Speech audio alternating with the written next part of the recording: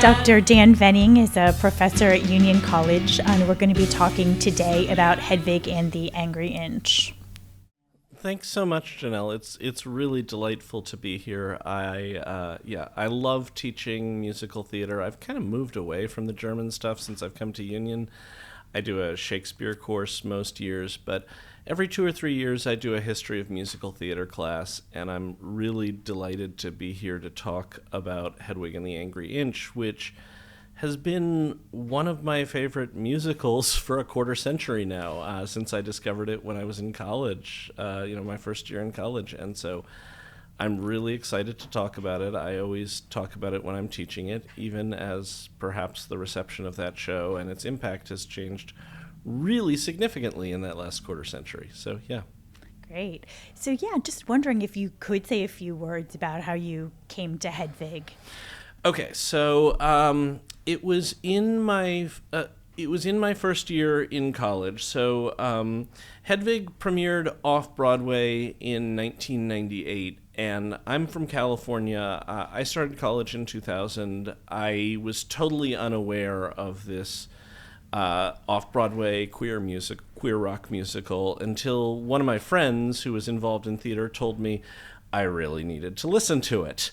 And of course, I listened to recordings because, that's what theater kids do. We listen to musical recordings, and I fell in love with it. Like, the music is just astounding. And actually, so I did my undergrad at Yale, and there was an amateur student production in my first year. And also, the composer, Stephen Trask, is married to, and his partner at the time, Trask, by the way, is now, has come out as non-binary and uses both he, him, and she, her pronouns. But Trask's now husband, then partner, was a professor in the English department at Yale. Michael Trask, who's written on American lit and gender and sexuality. One of his earliest books is called Cruising Modernism, Class and Sexuality in American Literature and Social Thought. And so Stephen Trask actually came and did a talk at Yale while I was there. So I got to see him talk about creating this musical and working with John Cameron Mitchell. And so, it's a musical that I listened to. I saw the film adaptation in movie theaters. I dragged my parents to it over summer break in California, and I think they were somewhat confused as to what they were seeing and why, but clearly I was excited. I saw it on Broadway in the Broadway production directed by Michael Meyer. I want to say I saw it, I think it was June 1st, 2014, so within a month of it opening. And so that was with Neil Patrick Harris and Lena Hall, both of whom won Tonys.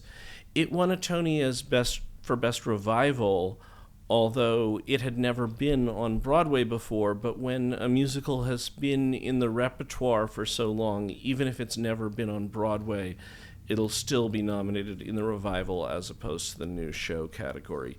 So I thought that was a really superb production, and I'd seen a number of things that NPH had been in before. And Michael Meyer has a name for directing rock musicals and queer musicals. So he directed American Idiot, the Green Day musical. He directed Spring Awakening, which is just a really fantastic, extraordinary rock musical that has already been revived on Broadway. And since then, he directed Head Over Heels, which I'll probably come back to later, as an explicitly queer trans musical that, in a way that Hedwig, the creators have resisted that, and that the trans community, including my students, have come to really, especially in this moment during the second Trump presidency, when trans people are really at risk. A number of my students have spoken out against the show and have said, I hate the show, I don't want to talk about it. And have been very clear as to why they find Hedwig to be deeply harmful to the community now. Yeah, and I definitely want to make time in our conversation for that perspective as well, and what it means for this film to be shown now and for it to be appearing on Broadway. So yes, definitely want to make space for that viewpoint. wondering if you could speak a little bit. I mean, I saw the film, or I saw the play in the first iteration in the Jane Street Theater back in the day. You know, it's one of those moments that I'm so glad I somehow got myself there and saw it. Wow. So yeah, that was pretty incredible, and had this raw energy, you know, right out of, you know, the squeeze box days, I guess. But just wondering if you could comment a little bit on the Broadway show, which I've never seen, and if there are ways in which that was altered from maybe the original play or the film. Well, anything as it goes to Broadway is going to be altered. And I mean, one of the huge things is, I think this is a show that John Cameron Mitchell probably could still have stepped back into nearly 20 years later. I met him about a year ago just randomly in the restroom at the Public Theater in downtown New York, and got the chance to say, "You're John Cameron Mitchell, right? Your show is so extraordinary and moving to me," and and he thanked me, and it's just it's a great experience to just tell an artist that their work matters. Now, when a show goes to Broadway, off-Broadway shows are almost always nonprofit. Budgets are very limited. What you can do is very limited. A Broadway show, especially musicals, you have huge budgets, huge amounts of capitalization. They're for-profit, almost all of them. There are some Broadway houses that are part of nonprofit theaters like Roundabout, but much bigger budgets. And a lot of times these are open runs where it's, you know, we're going to have Neil Patrick Harris in it, and then hopefully we'll get someone else. Taye Diggs can come and be in it. You know, maybe we get John Cameron Mitchell to be in it. You have shows like that. So it becomes much more of a spectacle. Audio, visual, set design, projection design, everything. You have huge resources. I was lucky enough to see a Broadway show that is getting nominated for some Tonys. It's called Dead Outlaw, Teching. It was just really exciting to see the directors and designers meticulously talking about all of these things that are going on stage. And so the Broadway production pretended that that Hedwig was performing her show on the set of Hurt Locker, the musical.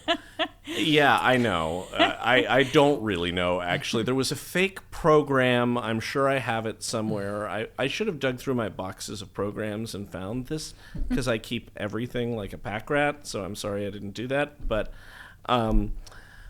it... there was a bombed-out car on stage, and so Hedwig was doing her performance on, you know, this is within the world of the show. She was doing her performance on a dark night at the theater where Hurt Locker, the musical, was being performed. And, you know, there was a stage door where offstage Tommy Gnosis was doing a big concert next door. And Neil Patrick Harris, in his just standard fashion, was hamming it up and having the time of his life. I mean, he's talked about how his dream as a child was to be a Broadway star, and he's, you know, achieved that in just extraordinary ways. So it was really fun to see, and I was not going to miss it. Like, as soon as it was announced for Broadway, I was going to go see it shortly after it opened, and I was not alone. Like, there were so many of us who I would say were like millennials or Gen Xers who had fallen in love with the show, and were like, we want to see this show that we've been listening to, that we never had that experience that you had of getting to see it at Jane Street, of getting to see John Cameron Mitchell doing his show. Like, I saw an amateur production once in the film, and that's it. So, you know. Yeah. So do you think you could contextualize the performance of Hedwig within musical theater more broadly? Yeah. I think that's a really extraordinary question, and one where I'm probably going to talk too much, so please stop me. But I'm going to highlight a few really great books and some trajectories. So a book that I have used as a textbook for my musical theater classes, but I'm probably going to use a little bit less. It's by Larry Stempel. It's from 2010, published by W.W. Norton. Showtime, A History of the Broadway Musical Theater. So the problem is it ends before Hamilton and a lot of new changes within the last decade and a half. But Stempel's bibliography is immense, and his work is just extraordinary, and he sort of divides musicals into a number of different categories and has key examples. It's a really wonderful book. So the history of American musical theater is really broad and deep, and I don't, that's a whole course. I love teaching it. But I think the two key axes for Hedwig are rock musical and queer musical. And there's some folks who will argue that all musical theater is queer musical, so I'll come back to that later. But rock musical, you're really starting, I want to say, again, this is all, there's debate that's going to happen, but you're starting sort of in the 1960s with things like Bye Bye Birdie and Hair and Jesus Christ Superstar, and then going straight up through now. And some of it is rock opera as well, totally sung through. So there's some overlap there. But this connects to the rock aesthetics of authenticity. It also connects to the sound. So if you listen to a rock musical, you'll often hear a lot of guitar forward sound. Like listen to Hair and you'll absolutely hear that, versus a sort of a more keyboard, piano, different Tin Pan Alley sound that's coming forward from musicals from the mid-20th century forward.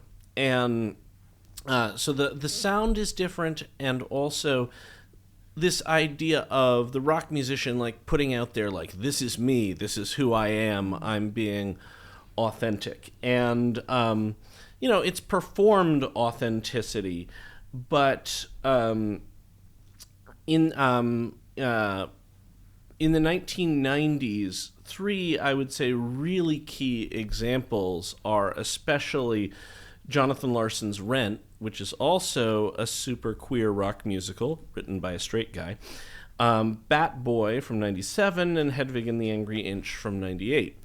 And these musicals all use rock aesthetic. And I'm not really going to talk about Bat Boy, which I am not as familiar with and which has not aged anywhere near as well or as much. But they continue. I mean, you look at in the 2000s and 2010s, you have things like Spring Awakening, Passing Strange by Stu, Next to Normal, and the rock musical is very much alive and well from Hair to today. And there's a really key book there. It's by Elizabeth L. Woolman. It's called The Theater Will Rock, A History of the Rock Musical from Hair to Hedwig. And it's just such a good book. The cover illustration here is from the Rocky Horror Show by Richard O'Brien.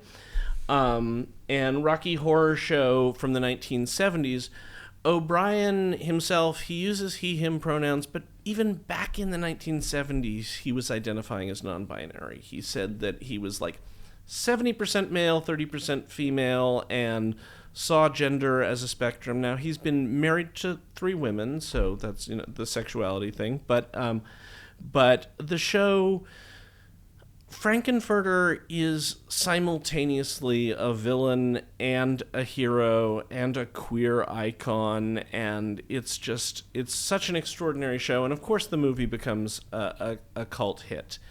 And my trans students who were hating on Hedwig were simultaneously just loving on Rocky Horror, and were saying, oh no, it's okay for trans people to be villains. They can be heroes, they can be villains. The show is really just a cool thing. So there's that trajectory and that contextualization of the rock musical.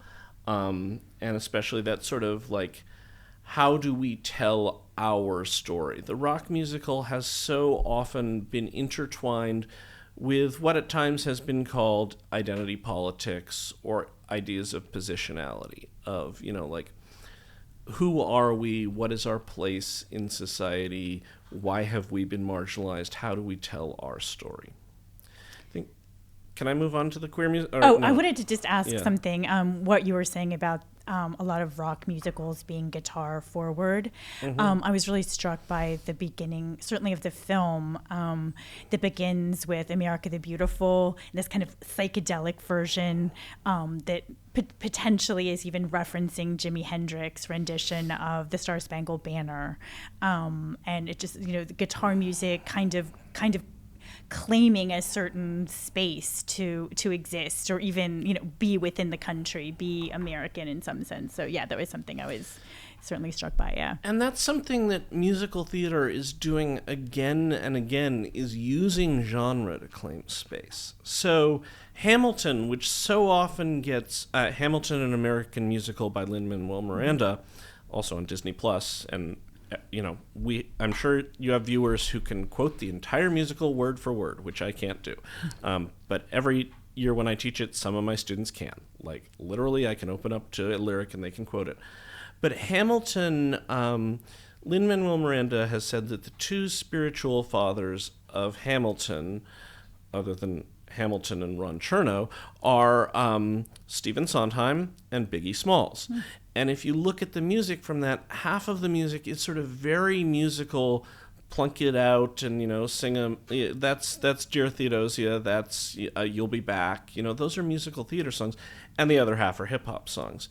And so it's, how do we use hip-hop to claim space? How do we use Jimi Hendrix to claim space? How do we quote from these things to say, because the American musical theater, even though it owes so much to international forms, if you look at it historically, it is a form that is also an American form. That Tin Pan Alley and those standards were a key part of American identity in the 20th century. When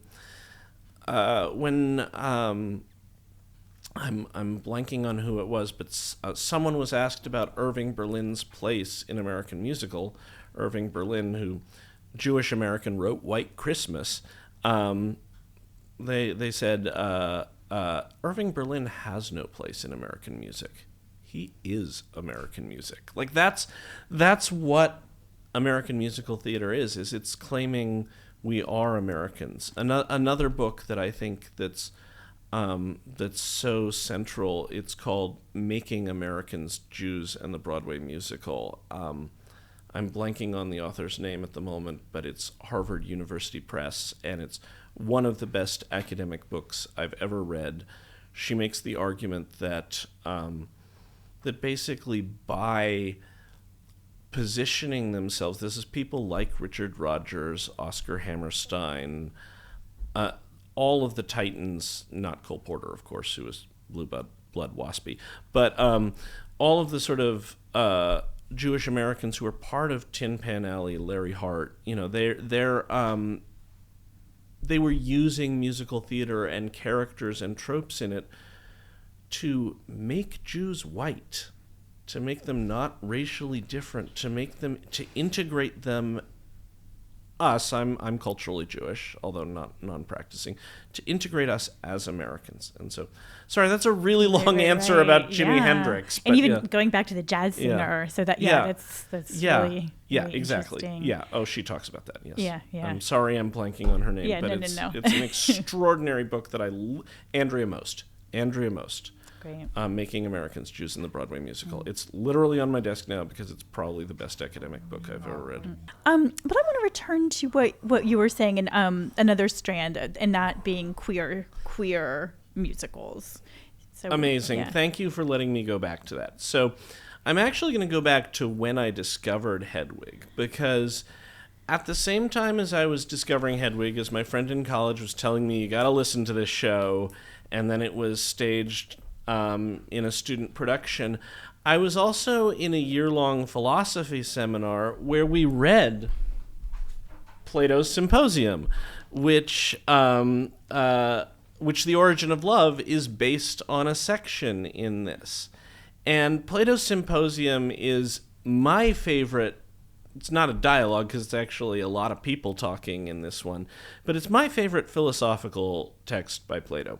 And it's a drinking party in ancient Athens, a symposium with all of these sort of famous figures getting rip-roaring drunk and then giving a lecture on love. That's the entire text. And Aristophanes, the father of Greek comedy, his talk on love is the song The Origin of Love. And so it's this brilliant and beautiful, and now a little uncomfortable and perhaps dated. I'm sure it was dated then, but dialogues today about sort of abuse will make us recontextualize it.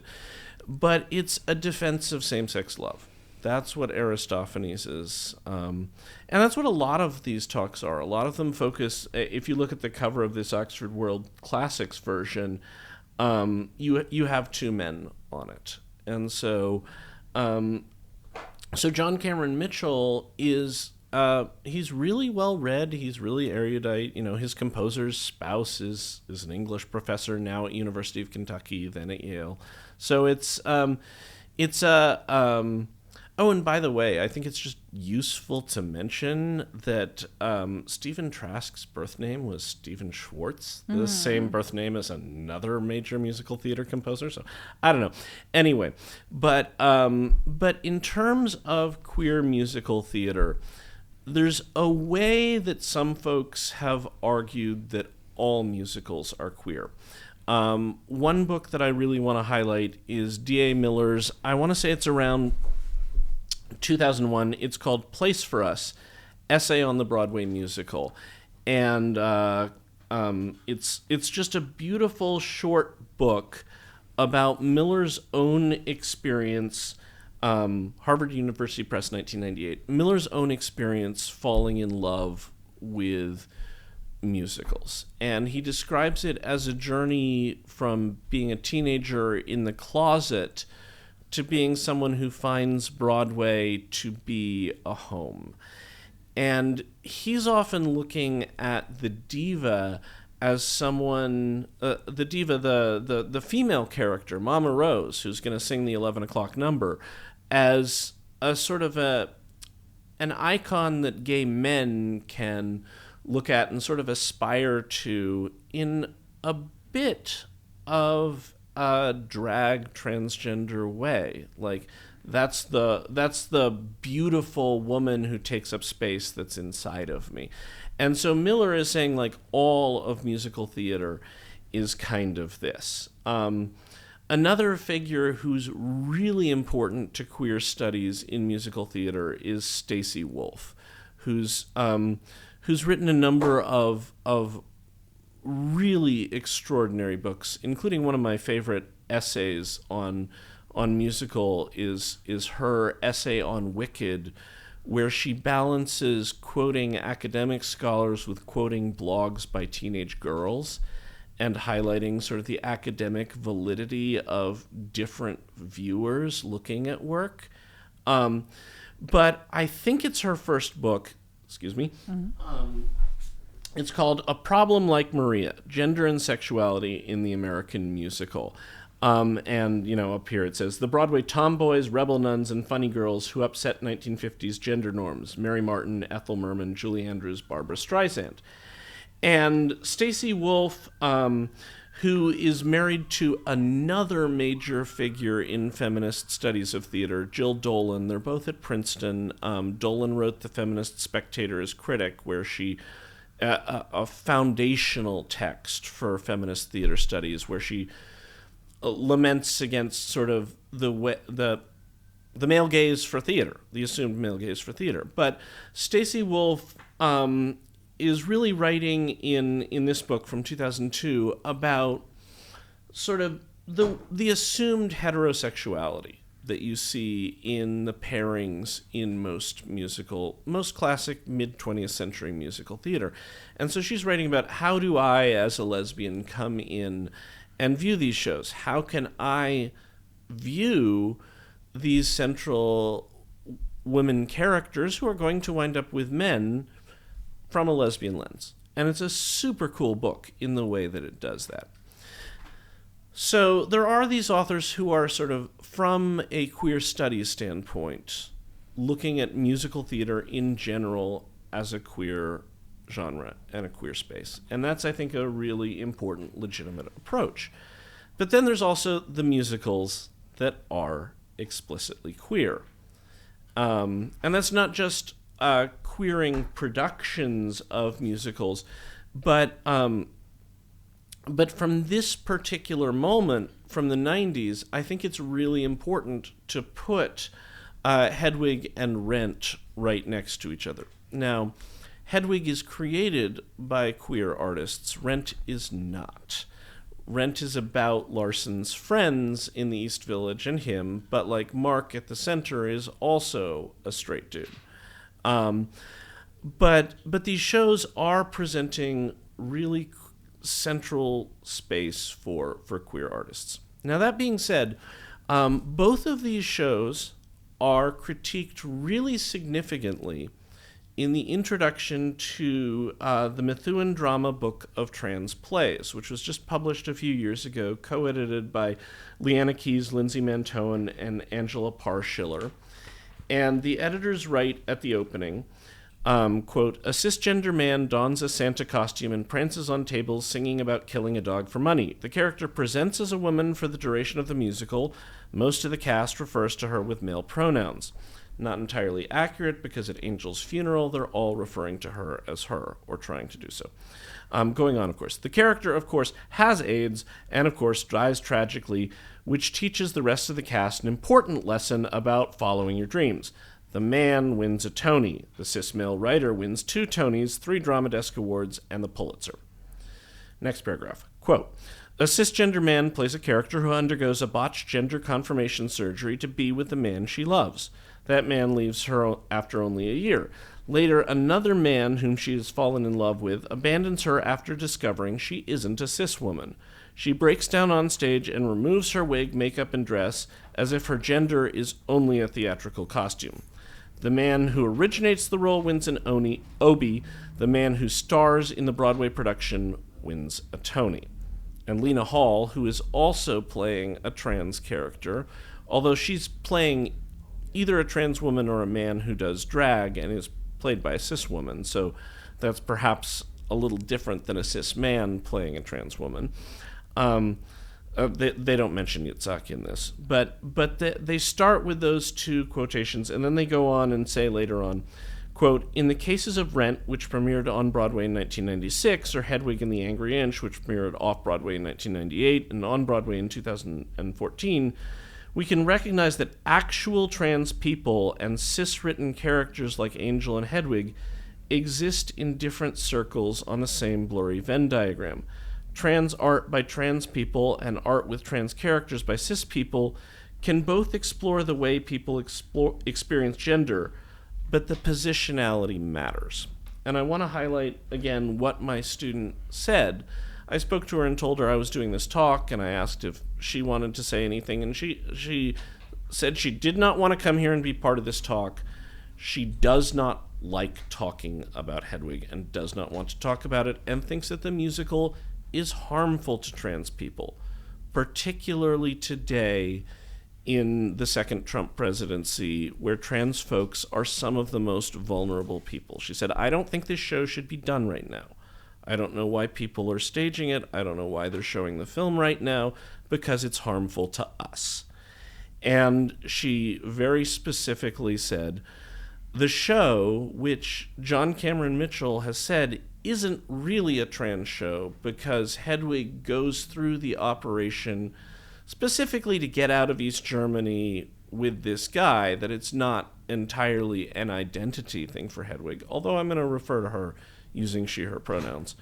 So John Cameron Mitchell has questioned whether it is a trans show, and Mitchell, who uses he, him pronouns, has also said that he's non-binary.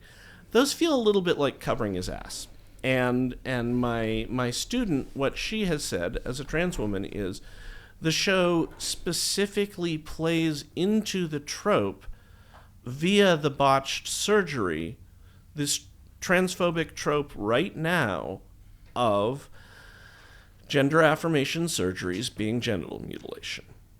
That's what she said. And so that strikes me as something that's really important to say. It's not going to make me love the musical or love the show less, or make it less important of a show in its historical moment and in the show's trajectory as part of queer musical theater. So you don't get cabaret artists like Justin Vivian Bond and Taylor Mack. And you know, Bond and Mack might dispute this. They might say we have lots more spiritual parents than just Hedwig. But in terms of my take on musical theater, there is a trajectory from Hedwig to Taylor to some of the trans plays in that collection, even if Hedwig might have been more of the moment of the 90s or even 2014 than it is now. And Taylor Mack, who is just a brilliant, multifaceted artist, Taylor, while in Taylor's personal life, he uses he, him pronouns, but as a performer, Taylor uses the pronoun Judy. So when I talk about Judy's musicals, Taylor uses Judy as a pronoun for a number of reasons. Judy says that's to, first of all, destabilize ideas of gender.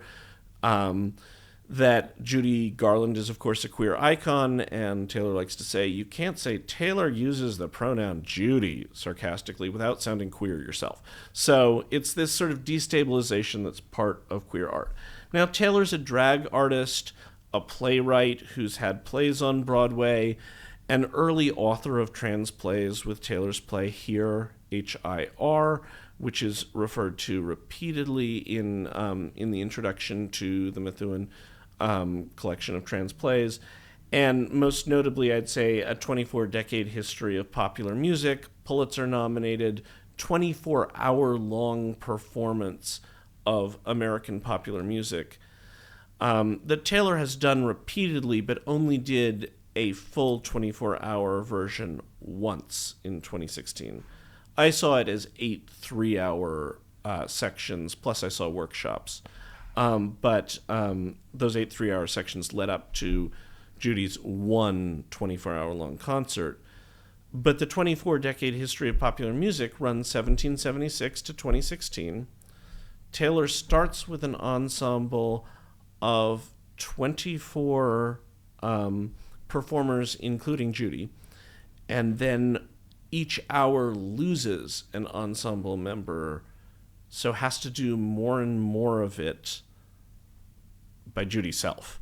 And that's and so it's a sort of, and Taylor has described it as we're creating community in the theater as that community is breaking down, has described the genesis of the show as being going to a pride march filled with people living with, dying from AIDS in the Bay Area, and sort of seeing a community coming together as it's falling apart. It's an extraordinary piece of theater that I think owes a lot to Hedwig. And I want to mention a few others. So Head Over Heels, also directed by Michael Meyer, who directed the Broadway production. It's a 2018 Go-Go's jukebox musical based on Sydney's Arcadia, so this Renaissance text. I was the weird audience member who came in knowing Sydney's Arcadia, but not the music of the Go-Go's all that well. It was not for me, but I still loved it. A central role is a trans character who is played by Peppermint, the trans drag artist of Drag Race. And so, like, she was very central at the center of this show, and it was, explicitly a queer trans show.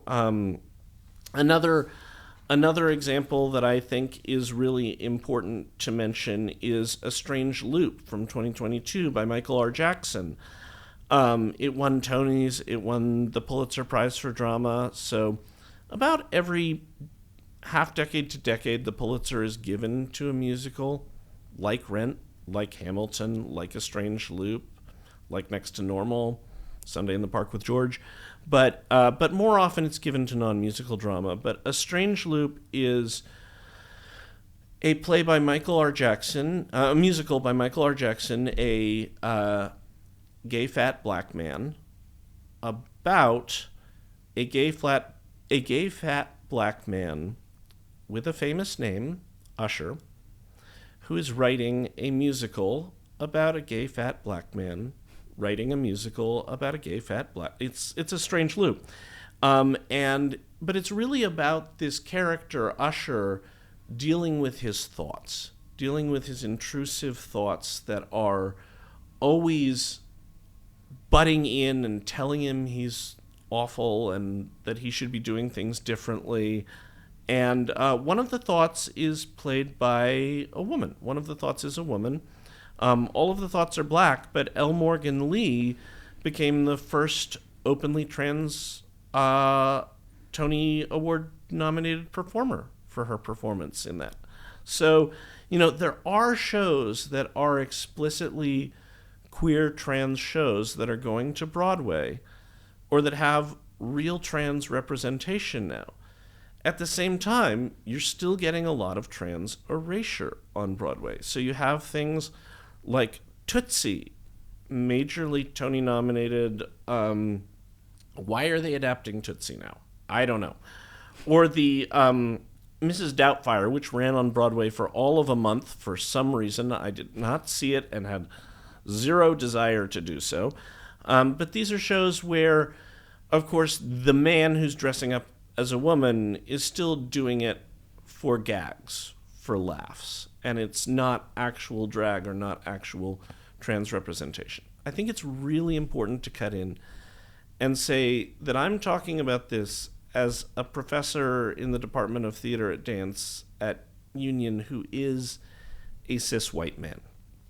And I probably should have said this a lot earlier, but I'm coming at that from that position, this positionality, that I'm not a trans person. I'm not a non-binary person. And so I'm sure I've said things in this interview that folks in the trans community might take some pretty serious issue with. And I want to throw out an apology for the mistakes I've made and encourage anyone to reach out to me and talk about the way that, I'm participating, probably inadvertently, in this trans erasure that I'm talking about. Now, I did ask several trans students if they wanted to come and talk, trans women who are in theater, who are deeply involved with musical theater, if they wanted to be part of the talk, and they actually didn't. But I'm perhaps not the best person to be talking about this show beyond the fact that I love it. There's a few other shows that I want to mention. So, Jagged Little Pill, which I saw on Broadway, the music is out of this world, of course. Like, again, 90s music. Like, I'm a 90s kid. I was in high school in the 90s. Lauren Patton won the Tony for Best Featured Actress. Of course she did. Like, her rendition of You Oughta Know, her rendition of You Oughta Know is out of this world. But the character she played, Jo, was originally written as non-binary. And that's in the script originally when it was staged at ART with a non-binary understudy. So Patton was always playing the role, but the understudy was non-binary. And when the show moved to Broadway, the character was rewritten with she, her pronouns. So this was specifically a case of trans erasure that was also denied. Diane Paulus said, no, the character was never non-binary, but there were receipts. There was a text that had used non-binary pronouns, and Paulus actually later kind of apologized for that because what she had said was just not factually accurate. But at the Tonys, Patton actually spoke out and highlighted her trans and non-binary colleagues in the theater and said, I'm so grateful. I don't have her exact words, but she was so grateful for the award, but wanted to highlight that there needs to be more space for trans folks. Another show I want to mention is & Juliet, which is the Max Martin Jukebox musical. It's amazing all the songs that were written by Max Martin. Like, we don't know that they were written by Max Martin until we realized they were all written by Max Martin. That show, like Hamilton, is almost entirely a male-created show that purports to be feminist. I have some questions about that. Juliet survives Romeo and Juliet and goes on to have a life after. Juliet survives Romeo and Juliet and goes on to have a life after that, searching for, her future. And this is because William Shakespeare's wife, Anne Hathaway, says, hey, WTF, let's rewrite this show a little bit. So there's a frame show. The stage actually has a jukebox on it. It's really fun. I mean, when we get to Juliet singing Roar by Katy Perry's song that Max Martin wrote, it's just the audience is standing up. I was standing up when I saw it. It's super duper cool, even if I think the feminism is really quite surface level. It originated in Broadway, and one of Juliet's three friends is a character named May, who is non-binary. And the original British production featured a cis man, Aaron Blair Mangat, I may be mispronouncing his name, in the role, and the trans community wasn't so happy about this. There are only so many roles that are written for trans or non-binary characters, and they felt, as the disabled community, as the BIPOC community has felt, like there are less roles written for us. Maybe we should be playing them. Maybe we should have some ownership of our own representation. Just as the disabled community has critiqued cripping up for the theater, as the BIPOC community has critiqued blackface or yellowface or redface. Maybe we shouldn't have cis actors performing trans roles and then winning awards for performing trans or non-binary roles. So when the production went to Broadway in 2019, it was cast with a non-binary actor in the role of May. Justin David Sullivan uses he, she, and they pronouns. And subsequent productions have tended to aim for non-binary actors in the role. But also, Sullivan declined Tony nomination eligibility due to the fact that the Tony nominations for performers are still binary gendered. Right. And Sullivan was unwilling to be nominated in just featured actress or featured actor. Wow. Great. Yeah. Thank you so much, Dan, for contextualizing the musical so thoroughly. There's so many points that you've made that I want to come back to. But first of all, I want to really thank you for bringing your students' perspective to bear in the conversation, because I think that is so important to consider. Even if Jonathan Cameron Mitchell says this is, Hedwig is not a trans person. Instead, Hedwig's a genderqueer person. I think it's really important to think about the way this film feels right now, coming out in such an embattled environment, where a botched gender reassignment surgery is seen as a critique of the trans project more broadly. So I really appreciate that perspective. Thanks. And I think it raises the question of how we receive so many products of the 90s and early 2000s. This film was part of New Queer Cinema. It was a killer film production.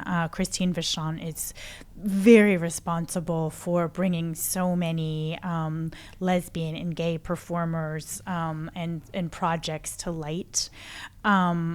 But how do they fit into the contemporary conversation? For a variety of reasons, there was a lot of backlash to Boys Don't Cry. certainly because of what was left out of the story, but then also because of the representation of the Brandon Tina character who was trans, but then there was a moment at the end where there was a shift to a lesbian portrayal of the two characters. So I feel like it's extremely tricky to go back and look at some of these productions from the 1990s. And I don't exactly know how to approach it also from a pedagogical perspective. Yeah, so, I mean, I think, and again, there you have a cis woman playing a trans man and winning an Oscar for it. So that's something that the trans community has reacted against. There's a great essay in Shakespeare Studies that looks at Boys Don't Cry and Brandon Tina. It's, I'm going to blank on the title of the collection of essays, but it's, I want to say the author is Jennifer Druin. I would need to look that up. I'll look that up later. But it's about sort of, and it's over a decade old, so there's parts of the essay that are now dated. These things date quickly in evolving conversations. But she's looking at the space between drag, cross-dressing, and passing, and trying to articulate how those three modes of moving across gender lines consciously, and not necessarily for people who identify as non-binary or trans, but why do they do that? And so Tina was obviously a trans man. Like, he was a trans man who was murdered because he was trans, which continues to be a really horrible thing where trans folks face violence at immensely higher rates.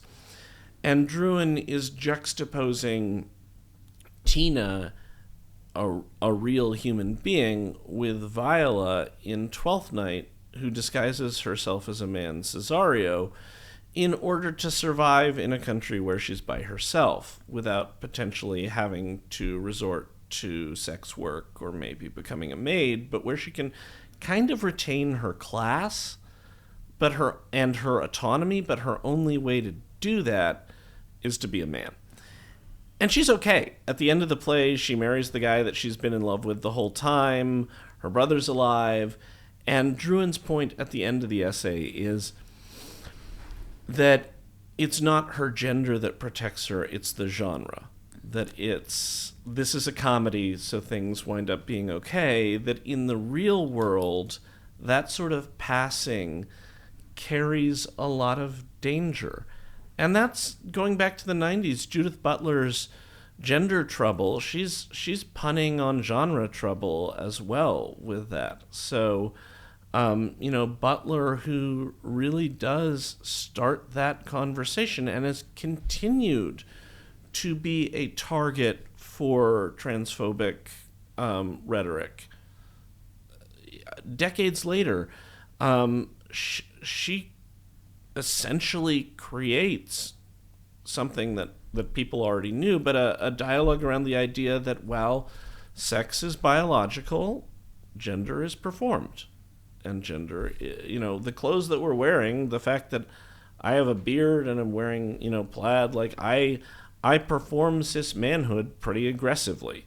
And I wear a lot of tweed in the classroom, so I perform professorship pretty aggressively. But I don't have to. That's part of culture and society, and totally disconnected from my biology or my biological physiology.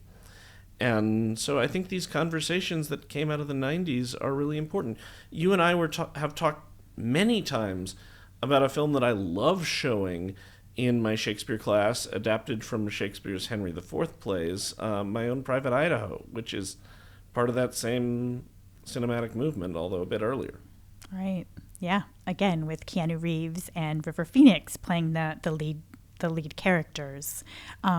Yeah. So, I taught that as well. And so there's a question of, who got to play those roles, and how that resonated culturally in that moment and how it might be different now.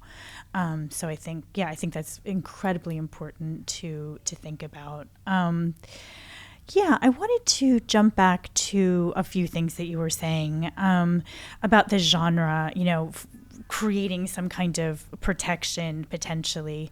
What about the idea of drag? Just drag and the glam references of this film and this performance as well.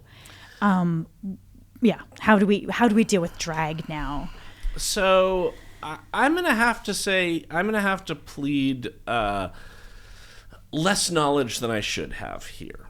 At Union, I am the sole PhD in the Department of Theater and Dance. Everyone else has an MFA. They're practitioners. So I have to be able to teach theater history, non-Western theater, contemporary American theater and drama, Shakespeare, general plays, theater criticism. And I'm going to say I am not a specialist in queer theater. At a large university as opposed to a small liberal arts college, you'd have a queer theater specialist.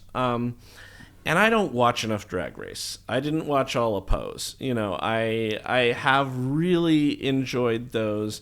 I've seen several Drag Race stars live in different performances, like Head Over Heels.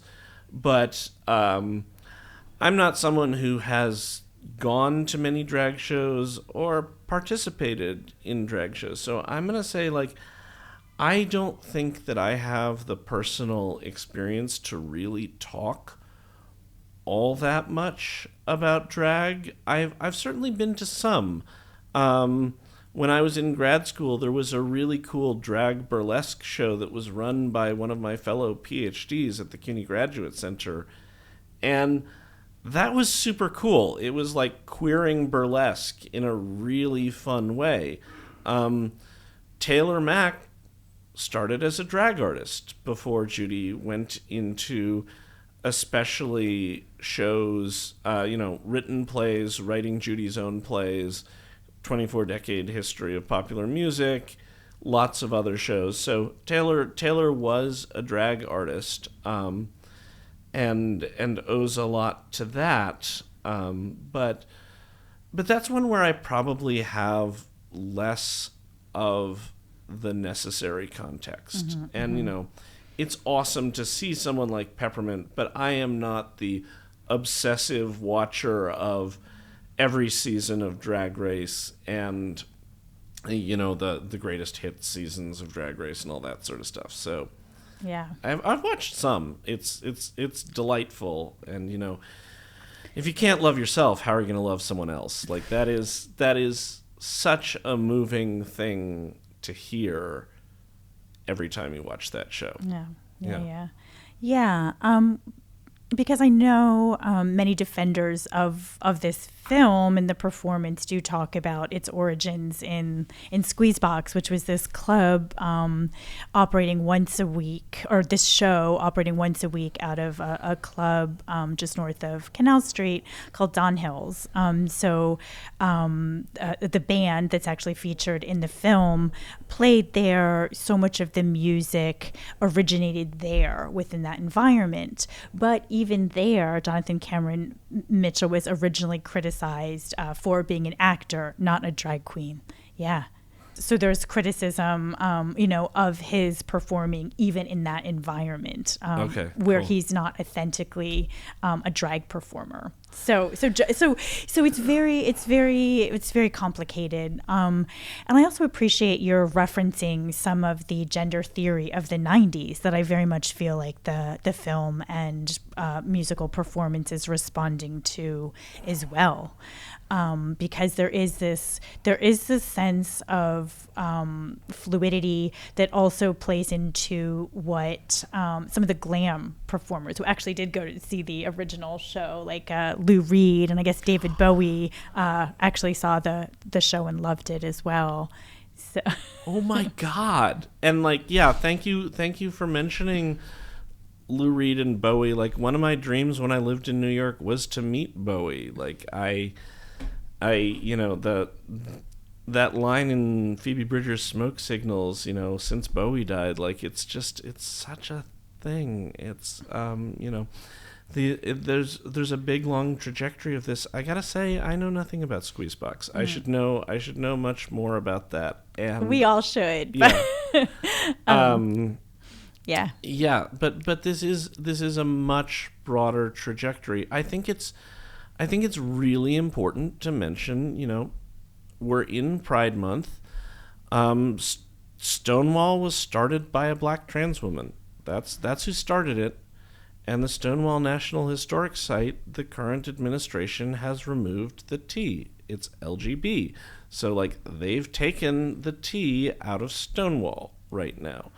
So, so this is, contextualizing this in terms of drag is, I think, something that's really super important. I'll go back to, and that drag isn't just, it isn't just men dressing up as women. There's drag kings, and there's broad trajectories of this. Taylor, in Judy's 24-decade history of popular music, one of the performers who Judy brought on as one of Judy's major guest artists was Tigger, who does drag and boylesque. There's an overlap here. And Tigger did a 100% nude striptease number. So did a striptease number while nude. So it was simultaneously drag, burlesque, and on stage nudity. So, I think there's a lot going on here. And again, in terms of queer spaces and queer shows, and you're going to know a lot more about this than I do, there's Mitchell's Short Bus, which is, I think, an important crossover there too. Right. Yeah. Very racy film for the time, to say the least.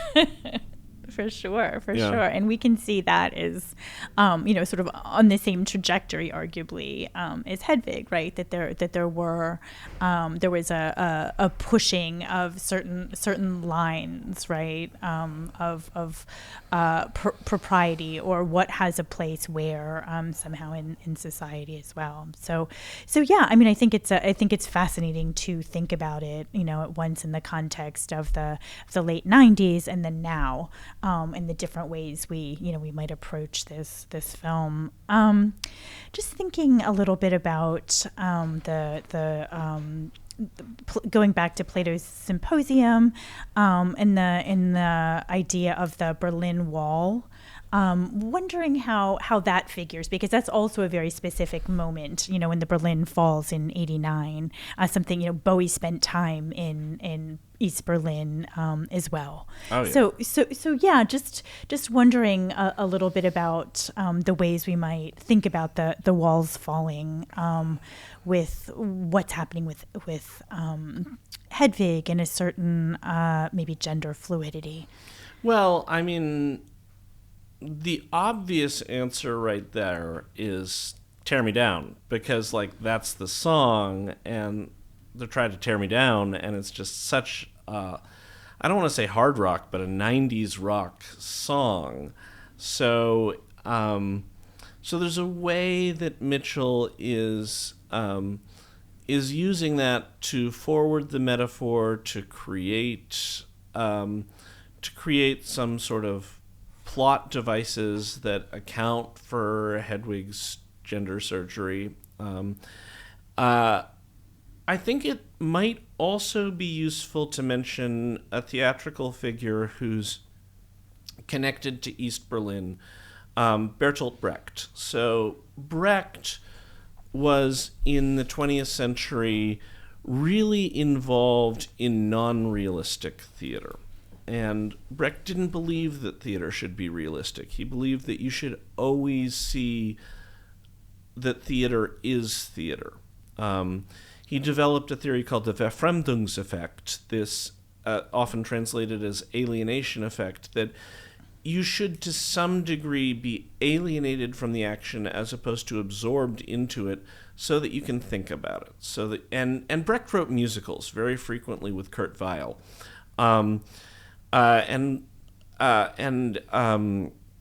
And so Brecht shows things like The Caucasian Shock Circle, Mother Courage and Her Children, Rise and Fall of Mahagoni. These shows all critique capitalism. Brecht was a devoted Marxist, and he escaped from Germany, spent a lot of time in the U.S. because he was a leftist, and he would not have done well under the Nazi regime. Weil escaped and became an American citizen because he was Jewish. So the two of them came to the U.S. Weil became a citizen. Later in life, he wrote a lot for Broadway. He would say, "I am an American." He didn't want to be identified as a German citizen. Weil was married to Lotte Lenya, who was in a number of their shows, who was in the original Cabaret. Just her voice is extraordinary. But Brecht went back. So Brecht... Yeah, he didn't fare very well with HUAC, for example. A number of things like that. Yeah. But also he wanted to go back because he believed in the East German... he believed in the communist ideals. Now, that being said, he also believed in contracts. So before he went back, he insisted that he could be sure that he could keep his passport in case he didn't like it there. And a lot of Brecht shows were co-authored. There's a great image of Brecht and Elizabeth Hauptmann writing The Caucasian Chalk Circle. And she is 100% a co-author of The Caucasian Chalk Circle, except not on the title page, because Brecht was a big believer in contracts for his shows, with his wives and mistresses. He had contracts. It's really gross. And in that photo, she's the one in front of the typewriter, of course. So Brecht, for his belief in the communist system, was pretty darn hypocritical. He loved his leather jackets. He loved his cigars. But I think that Brechtian approach to theater of we should know this is theater 100% of the time, that's part of drag. That's part of Hedwig. That's something that Taylor Mack is quoting all the time. Taylor was in a really landmark production directed by Lear de Bessonet of The Good Person or Good Woman of Szechuan. So Brecht sets that in Szechuan sort of so that it's somewhere over there. And Lear de Bessonet's production... one thing that she actually did is she printed the budget in the program. She was like, let's make the material really clear here. But the central character is a commercial sex worker, Shente, who is the only person who offers three mythical gods a free place to stay. She has a good heart. And in recompense, the gods give her a bunch of money. They're like, okay, you get money for this. And so she starts a business and becomes a great business person. But she can't simultaneously be a good business person and an altruistic person. And so she invents a male cousin, Shuita, to lay down the law. And more she has to be Shuita as opposed to Shente because everyone's trying to take advantage of her and her generosity. And so Lear de Bessonet's production cast Taylor in this, this drag artist, queer theater artist who uses Judy pronouns, he, him pronouns in personal life, and Taylor is playing a woman who dresses up as a man. So that idea of that slippage of gender is something that I think queer artists are looking back to Brecht and to this idea of Brecht coming from that East German theatrical scene where the Berliner Ensemble is still alive and well. When I was there in 2016, I saw Brecht's production of Mother Courage and Her Children revived at the Berliner Ensemble. Yeah. Still his production. Yeah. So yeah. Yeah, no, that's so fascinating. In thinking of, Brecht is also part of that trajectory, right? And I think certainly in his Lehrstücke, like Good Person of Szechuan, but then also in his epic theater, right? Because it seems to me like the songs are where we lose that defamiliarization somewhat, in the sense that that's where it seems like the characters seem to speak certain truths that seem potentially unknown to them in their everyday existence. Wondering if you have any favorite songs, or if you see this happening, or going back to Hedwig favorite songs or Brecht favorite songs. I guess Hedwig, and how the songs function and seem to. Yeah, that's a better place to go. Let me just close out Brecht by saying a couple things. So, although he was mostly involved with women, people like Hauptmann or Helene Weigel, he was openly bisexual. So he's a queer artist, and he had a manifesto on theater. It's called a short organum on theater. It's not short. It's long. I've stopped teaching it because it's too long. But his first piece in a short organum on theater is it has to be entertaining. So even though he doesn't want his audience members to get fully emotionally invested, you have to entertain them or they're just going to a lecture. Like even the Lehrstücke have to be fun to watch. The songs are important. You're not going to learn something if you're just going to a lecture and being bored. You're going to learn something if you go to the theater and you think about, why? I mean, when I saw Mother Courage and Her Children in Central Park with Meryl Streep, oh man, I was sobbing. I was so involved in that show. So I'll leave Brecht behind to go back to your question about favorite songs. One other thing about, since you're talking about Brecht, also this idea that he wanted people to walk away from a performance with different opinions, right? It's not like, oh, this is the interpretation, this is what happened, this is how I felt. He also likened it to a sporting event where people would have different champions and all have different perspectives. So it seems like in many ways the performance has captured that, even, in its viewings today. And Brecht, having died 3/4 of a century ago, is still alive and well through his many, many spiritual children. Augusto Boal, who passed away now a decade and a half ago, his ideas of forum theater, of invisible theater, it's moving Brecht into the modern day and reacting against Aristotelian modes of mimesis, representation in the theater. So yeah, that's I think something that we're not going to get away from, and that drag and this queer art really owes a lot to. But let's go to the favorite songs. Let's do that. Yeah. I mean, there's musicals that I love where I'm hard pressed to come up for a tune. Now, Stephen Sondheim has sometimes been critiqued for that, but I'm not in that camp. I can hum a bunch of Sondheim songs. I won't ask you to prove it now. Yeah, no. But I will say Hedwig, like, having listened to that, some of those songs have never left my head. So, and please don't make me sing them now. I'm not a performer. But, like, I probably could sing or hum Wig in a Box or The Origin of Love, maybe bits of Midnight Radio. It's these songs are such key parts of the show. There's such great music, and as we all have a soft spot for music from our teenage years, like I still kind of uncritically love the Goo Goo Dolls, and people are like, really, that's uncritical? And I'm like, no, I actually do love them. Like, I love Iris a lot, but it's for a number of reasons, but I think those songs are just magical.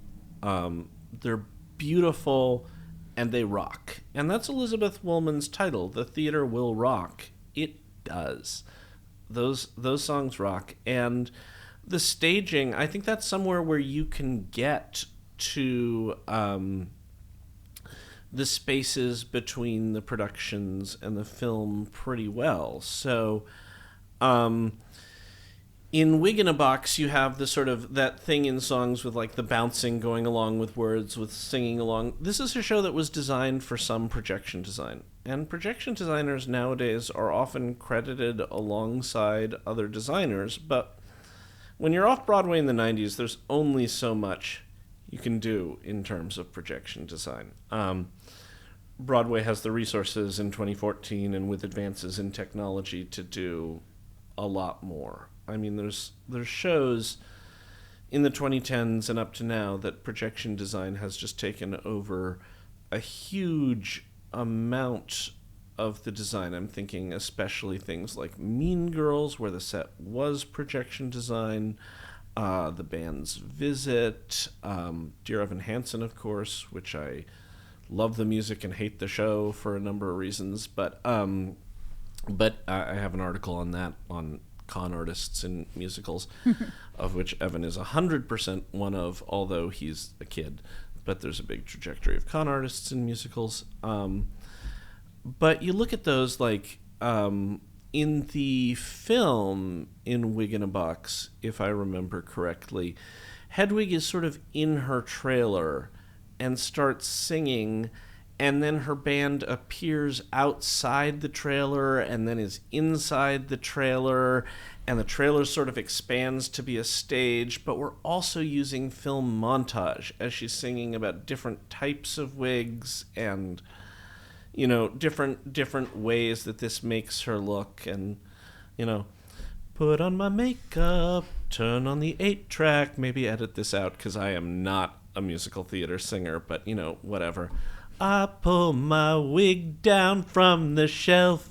Suddenly I don't know. Anyway, but, you know, it's that I have those songs in my head.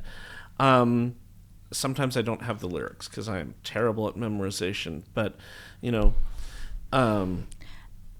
when the world was still young and the earth was on fire and the mountains reached up to the sky, sometimes higher folks rolled around with, I don't know. Mm-hmm. But it's, you know, it's like The Origin of Love.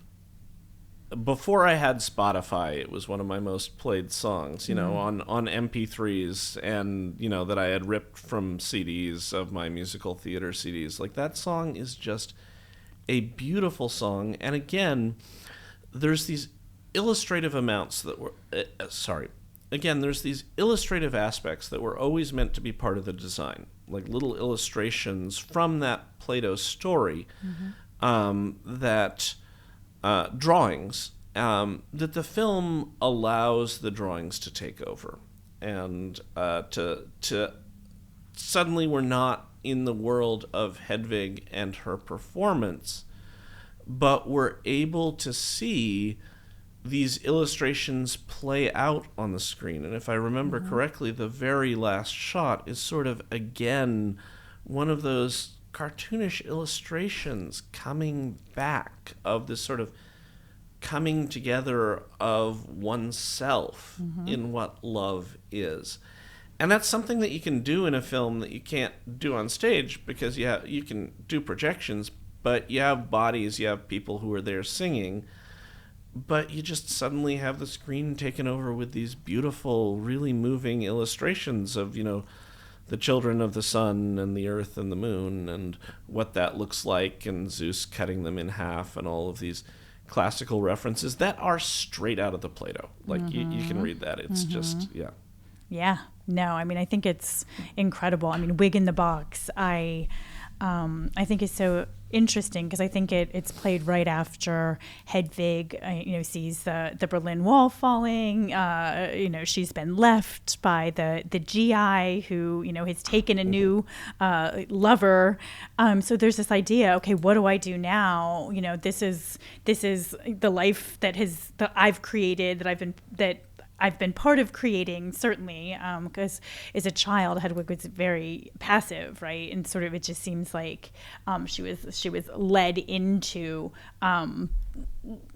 coming to America in certain ways by her mother, and also by this sergeant.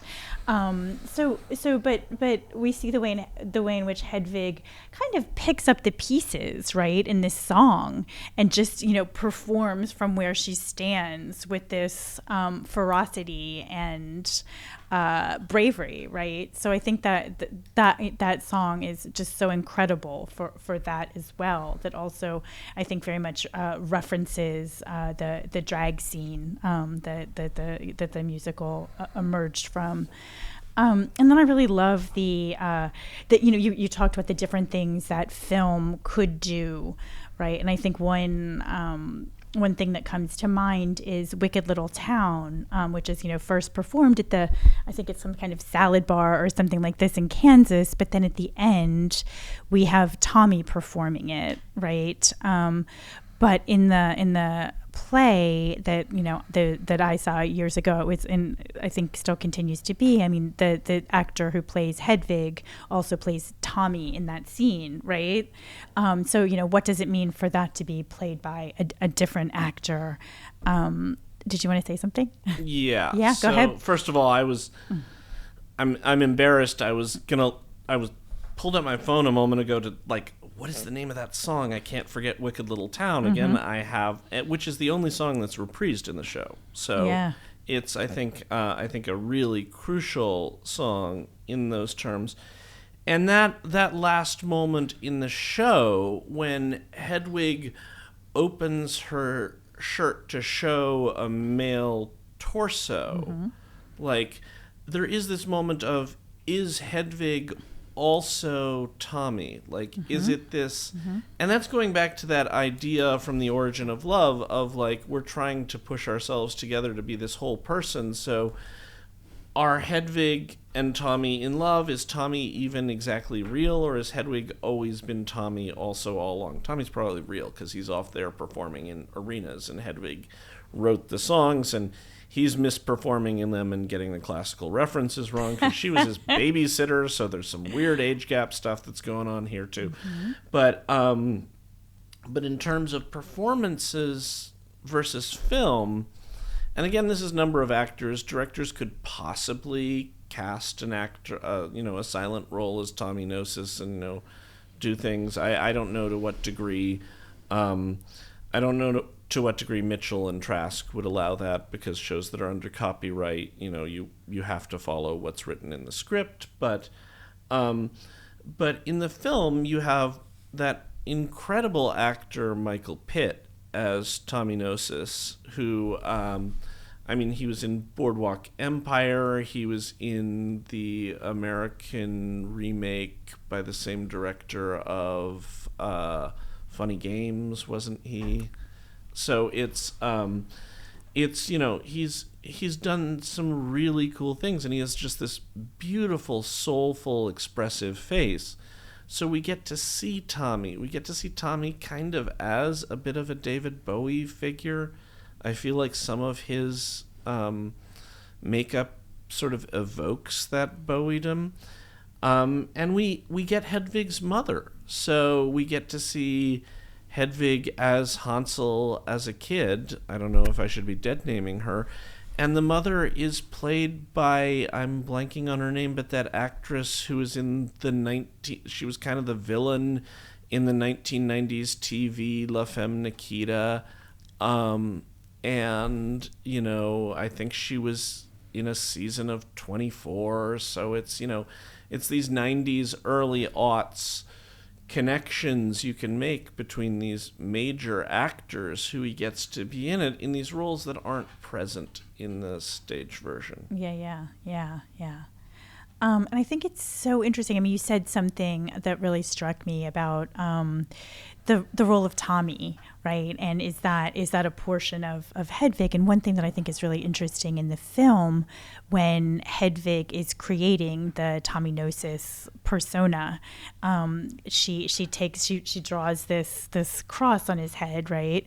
And then holds up a mirror for him to see himself. So it's like this, but really he's seeing himself mirrored in her face. And there's a moment when we see a little bit of her face and a little bit of his face. And so we can go back to this Lacanian almost mirror scene where he is looking to her and getting his identity reflected back to him in a particular approving way.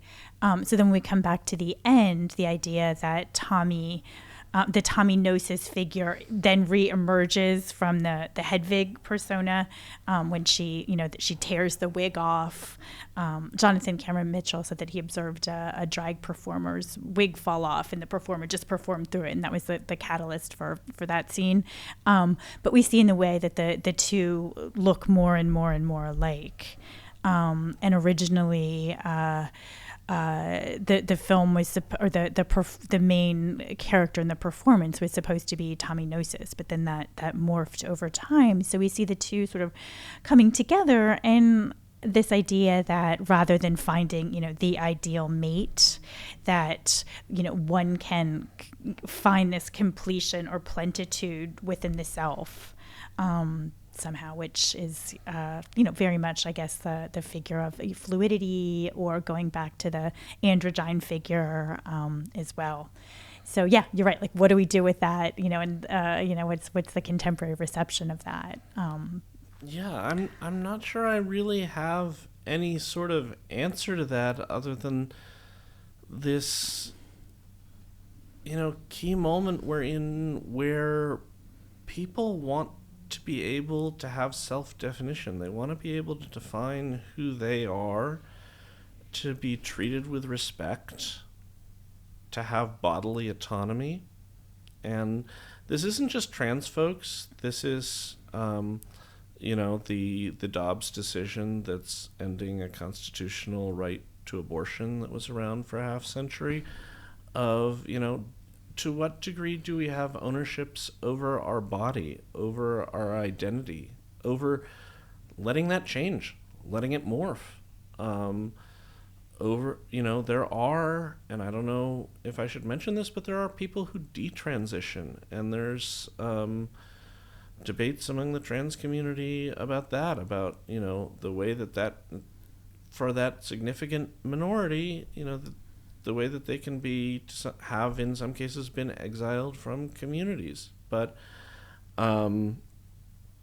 these are hard conversations, and ones that are important to have as we enter into an era where, more than half of my academic advisees are trans or non-binary.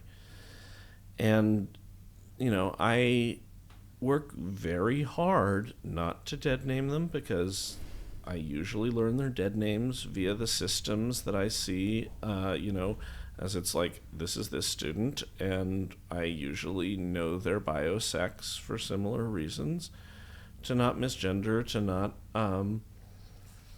to not hurt my students in their ability to grow into themselves. And that's something that people are doing their whole life. I mean, I'm 42, I'm still growing into myself, I'm becoming a childless cat lady in a delightful way that I love, that is who I am, that's not who I was, 10 years ago. Thanks, J.D. Vance, for describing me, and I'm very happy with that. But it's, who are we? How do we get treated with respect for who we are, not rejected for or demeaned or murdered because of who we are, stolen from? Hedwig's music is stolen from her. Her ideas are stolen from her.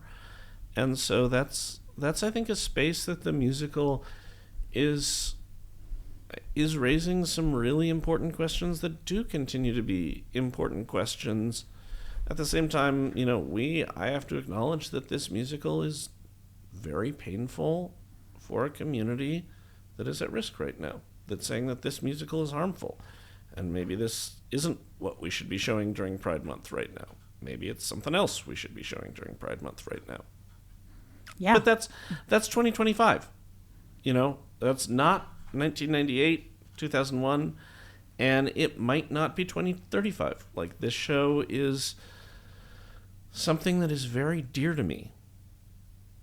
And that's a quotation from Michael R. Jackson's "A Strange Loop" in the final song of the show, which makes me sob, because Usher is finally able to sing by himself without those thoughts. It's the first time we get that. He just comes on stage and starts singing.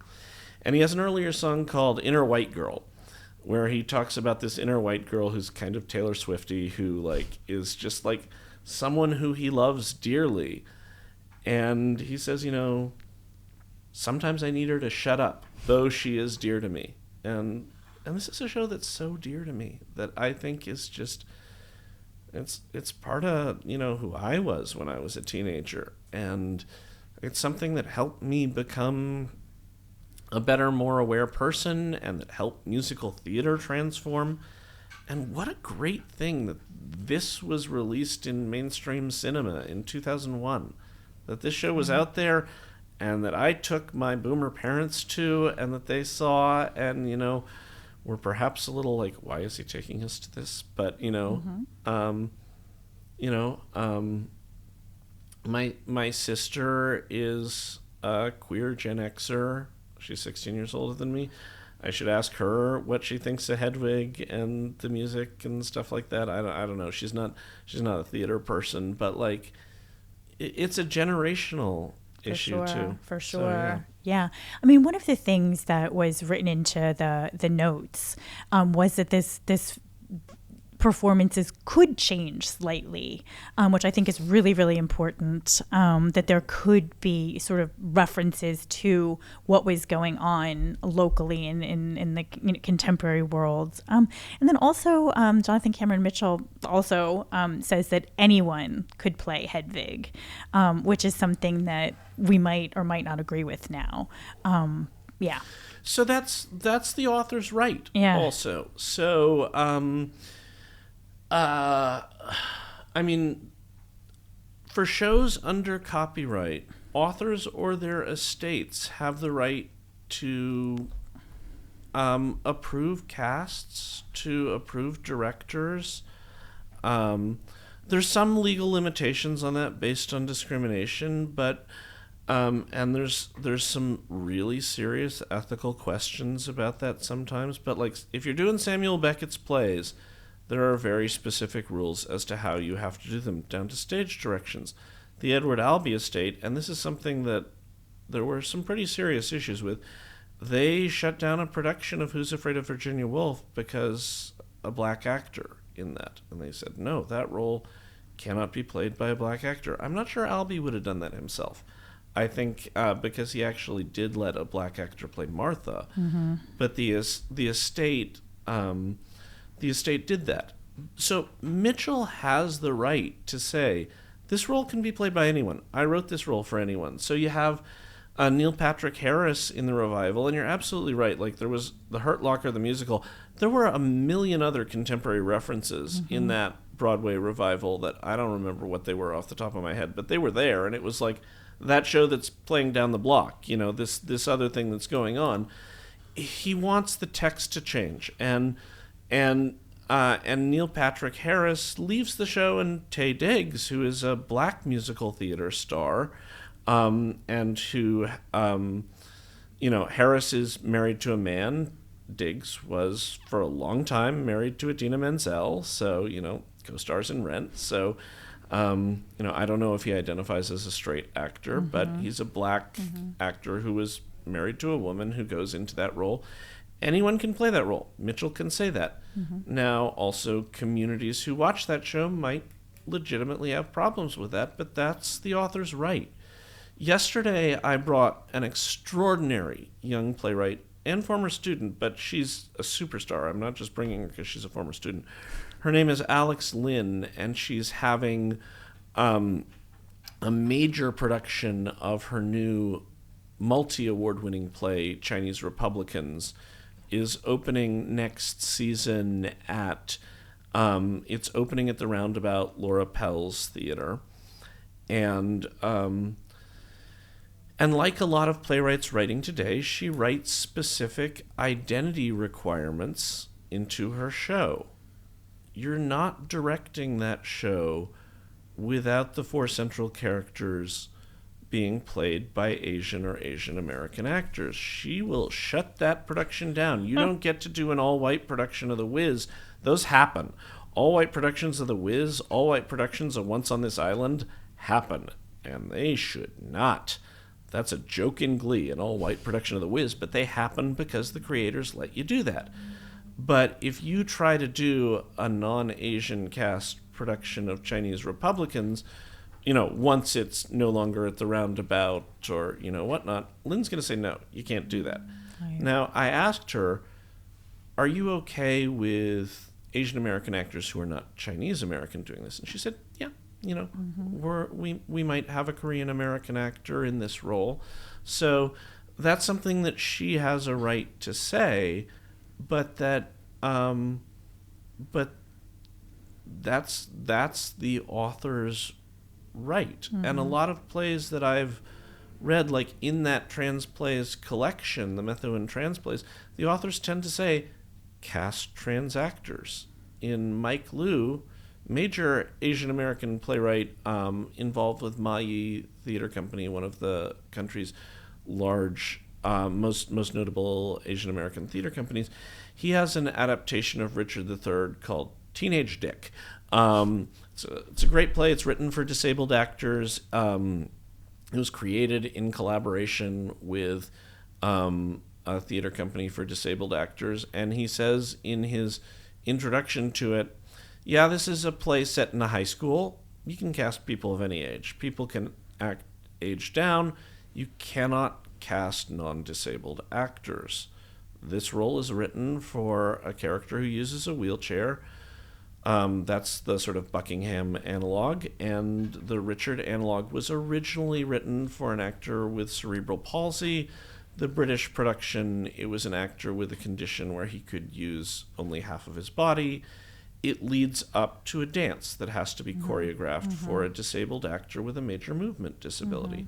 And so you're not going to perform Teenage Dick without disabled actors. And that's the author's right to call for that for works that are under copyright. So so Mitchell has the right to say this show is for anybody.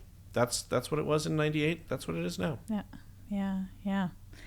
I'm wondering if you could speak a little bit to the episodic nature of the film and of the musical, and how you think the editing of the film works to convey that, or if you see it kind of doing separate things. Because I do feel like the film was really beautifully edited. Okay, I'm going to say this is something that I'm not recollecting as well as I should. Yeah, but I can, not recollecting it doesn't mean that I can't speak to an episodic nature in two ways. One is there's a way that this musical owes a great deal to the form of the revue, R-E-V-U-E. The musical that's less about plot and more about a series of songs. So Rent, a rock opera, it's about the plot. Hamilton, almost entirely sung through or rapped through, is also about the plot. There's a lot that happens. But the revue form, especially popularized by Ziegfeld, and I would say the Ziegfeld Follies, like drag, frequently draws upon that sort of style too, that over-the-top style of the Follies.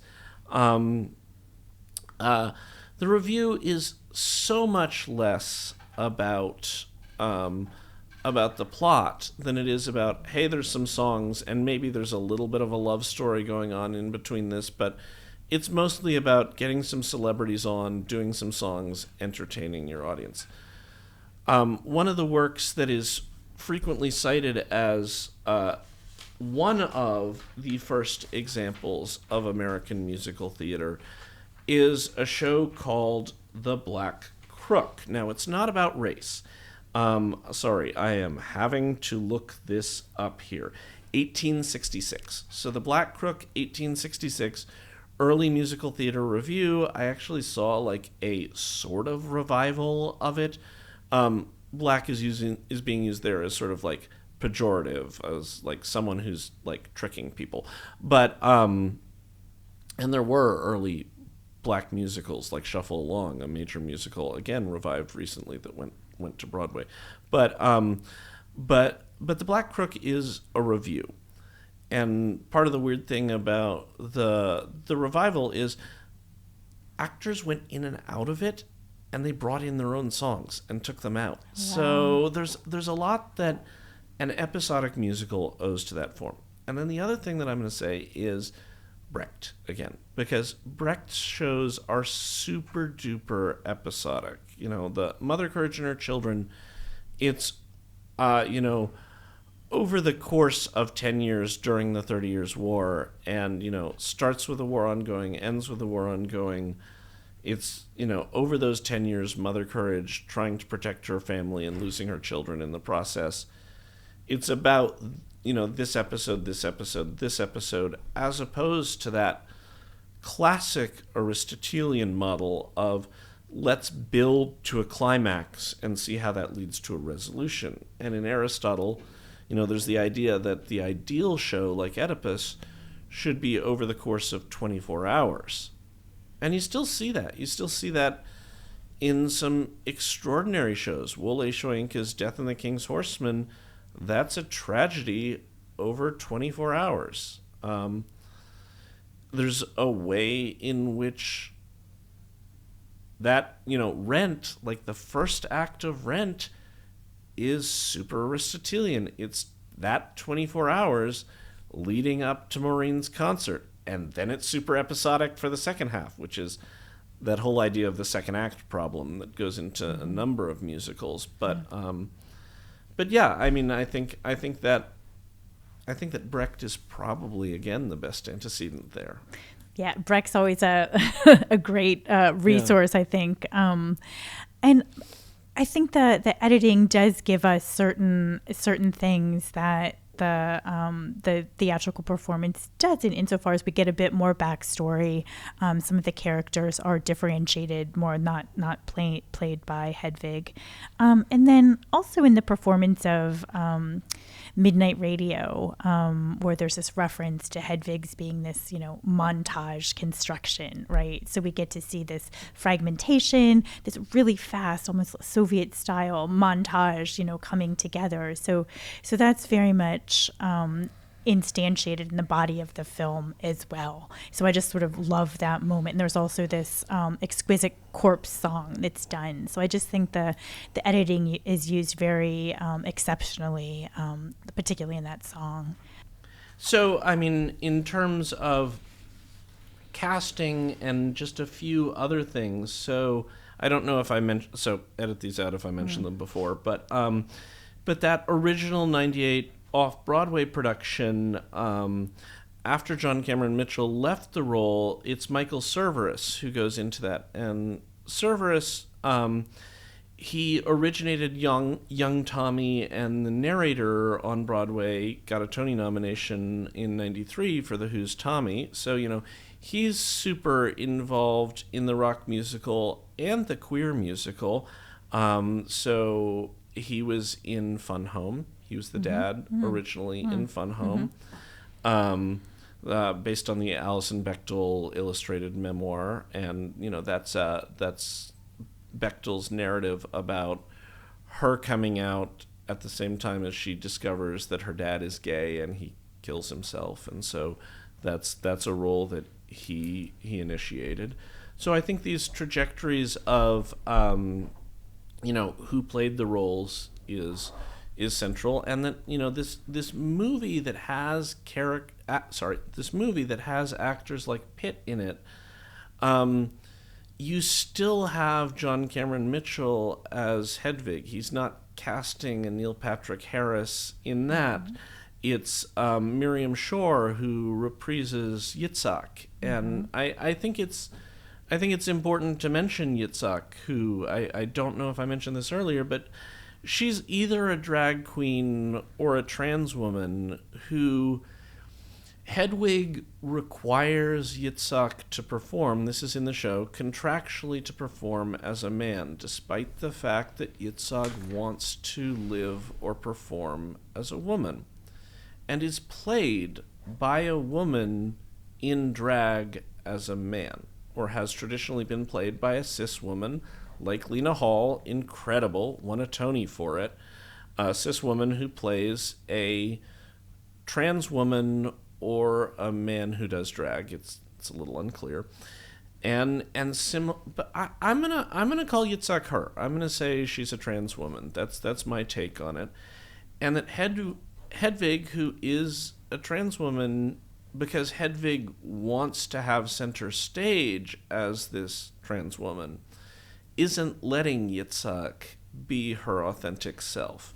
And so there's the internalized transphobia there.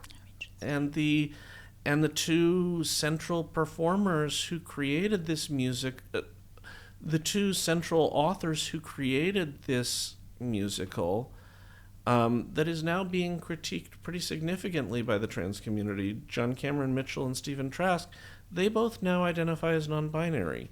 So while Mitchell uses only he, him pronouns, Trask uses he, him, and she, her pronouns. And so, yeah, there's ways that in the 2025 view, we might view this as a transphobic musical, or some folks might view it as a transphobic musical.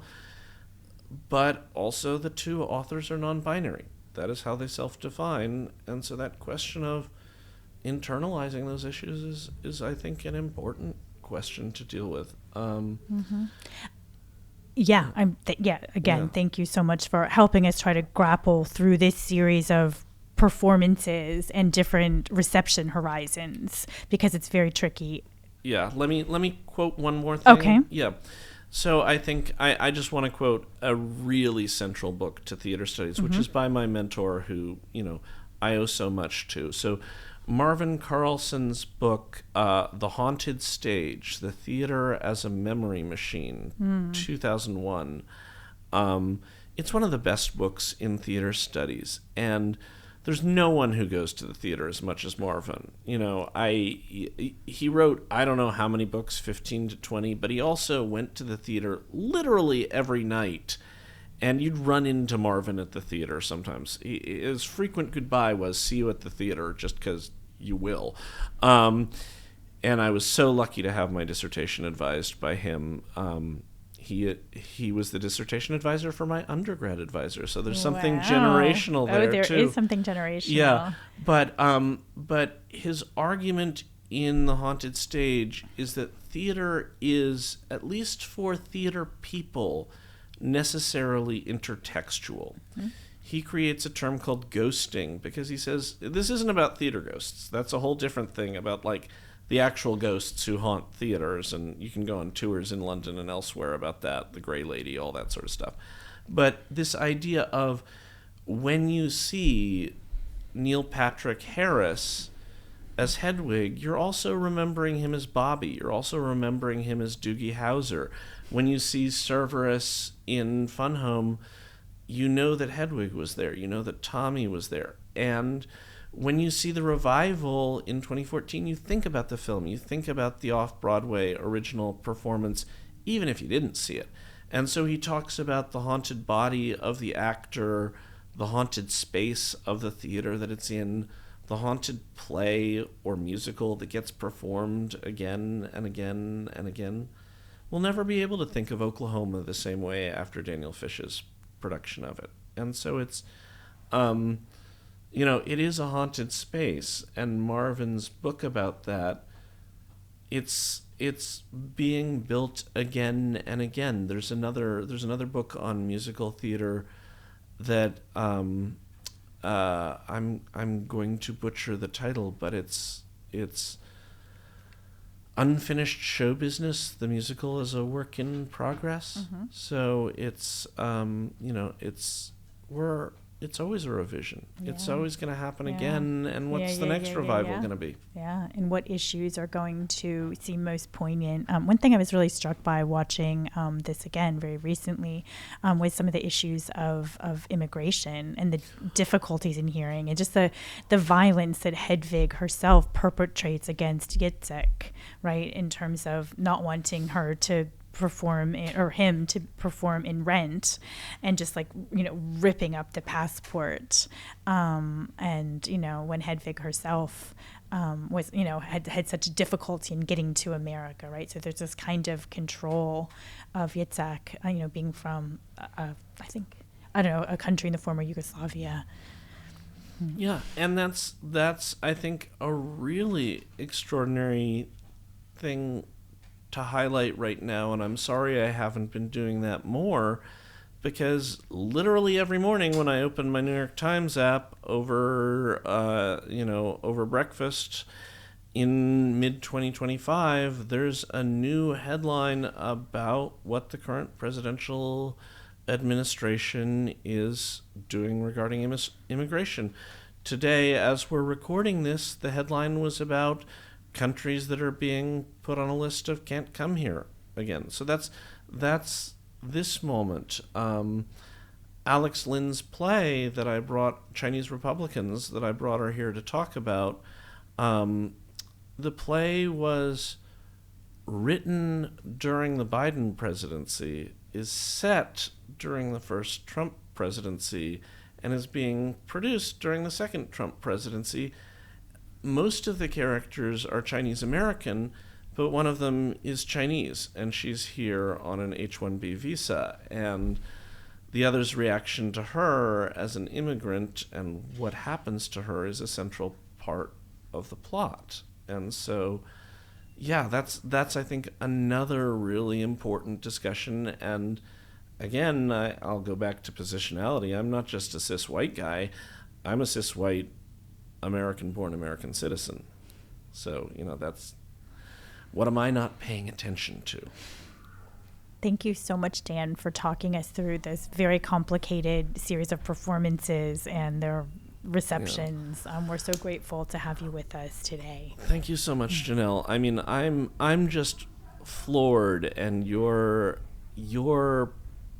profoundly sensitive approach to film studies and the nature of adaptation, whether it's from literary texts or from theatrical musicals or who knows what else. Like, I think that's just such an important conversation to keep having in the humanities and the arts, is like, what are we adapting? How are we adapting it? And how does that matter? So thank you so much for inviting me. Thank you for the work that you do. I'm really delighted and super honored to have been asked to be part of this. It means a ton to get to talk about this musical that I still got in my head. Thank you.